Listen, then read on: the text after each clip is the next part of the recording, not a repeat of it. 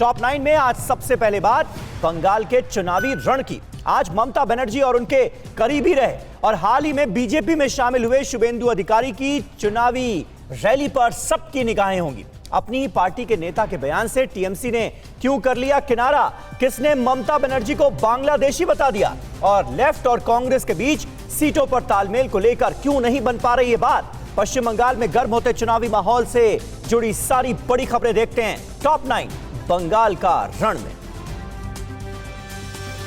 पश्चिम बंगाल में आज मुख्यमंत्री ममता बनर्जी और हाल ही में बीजेपी में शामिल हुए शुभेंदु अधिकारी एक दूसरे के गढ़ में गरजेंगे। शुभेंदु के गढ़ नंदीग्राम में ममता बनर्जी आज रैली करेंगी, तो वहीं दूसरी तरफ शुभेंदु अधिकारी ममता के गढ़ दक्षिण कोलकाता में एक रोड शो में शामिल होंगे। इस रोड शो में बंगाल बीजेपी के अध्यक्ष दिलीप घोष समेत कई बड़े नेता हिस्सा लेंगे।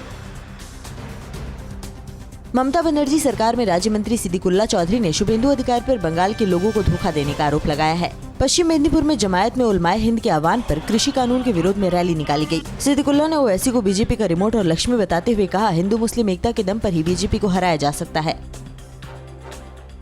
बंगाल में टीएमसी के बड़े नेता कल्याण बनर्जी को अपनी ही पार्टी में बीजेपी पर दिए गए बयान को समर्थन नहीं मिला। कल्याण बनर्जी ने कहा था, बीजेपी वाले जय श्री राम बोलकर गुंडागर्दी करते हैं, लेकिन टीएमसी ने इससे पल्ला झाड़ते हुए उनका निजी बयान बता दिया। कल्याण बनर्जी ने बीजेपी पर आरोप लगाया कि बीजेपी टीएमसी नेताओं को पैसे का लालच देकर तोड़ने की कोशिश कर रही है। उत्तर प्रदेश के राज्य मंत्री आनंद स्वरूप शुक्ला ने पश्चिम बंगाल की सीएम ममता बनर्जी को बांग्लादेशी बताते हुए कहा कि वो बांग्लादेश के इस्लामिक आतंकी के डायरेक्शन में काम करती हैं। बलिया में आनंद स्वरूप शुक्ला ने कहा कि बांग्लादेशी मुसलमानों को नागरिकता देकर ममता देश के लिए खतरा बनती जा रही हैं। पश्चिम बंगाल में होने वाले विधानसभा चुनाव के लिए सीटों के बंटवारे पर कांग्रेस और लेफ्ट के बीच हुई बैठक में कोई नतीजा नहीं निकला। सूत्रों के मुताबिक कांग्रेस 130 सीटों पर चुनाव लड़ना चाहती है। दूसरी तरफ लेफ्ट हर एक सीट को लेकर विश्लेषण के बाद ही सीट बंटवारे को लेकर किसी नतीजे पर आना चाहती है।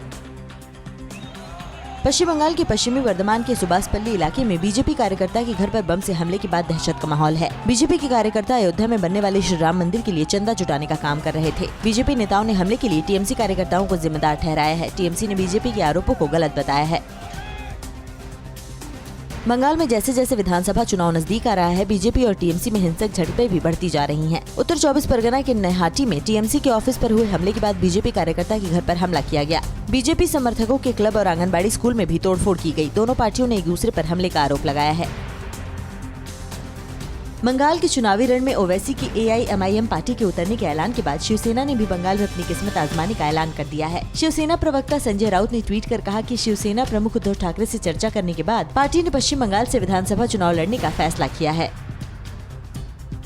टीएमसी विधायक सुभाष मंडल और रविन्द्रनाथ चटर्जी के पहले कोरोना का टीका लगवाने को वैक्सीन की लूट करार देने पर ममता सरकार के मंत्री फिरहाद हकीम ने बीजेपी पर पलटवार किया है। फिरहाद हकीम ने कहा कि चोर को सारा जहां चोर नजर आता है। हालांकि उन्होंने विधायकों के पहले टीका लगाने का समर्थन नहीं किया।